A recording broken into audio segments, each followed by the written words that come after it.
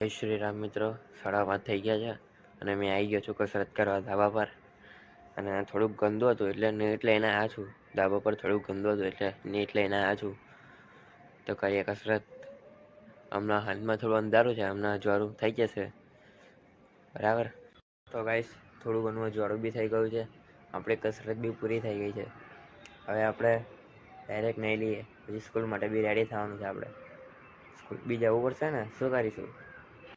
Bag બી pack થઈ ગયું છે આપણું મસ્ત ચકચકાટ. દૂધ પીને નીકળીએ સ્કૂલ માટે જવા. ગાઈસ રેડી થઈ ગયા છે.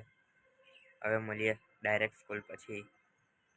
તો ગાઈસ સ્કૂલ ને ટ્યુશન બેવ પતાવીને મેં આવી ગયો છું.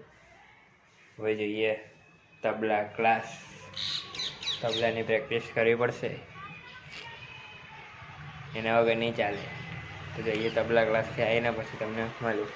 તો ગાઈસ મેં તબલા ક્લાસ પતાવીને ઘરે આવી ગયો છું. થોડુંક જમી લઈશું, પછી આપણે ટ્યુશન સ્કૂલનું હોમવર્ક કરીશું, પછી ઊંઘી જઈશું. ત્યાર પછી મળીએ આપણે કાલ સવારે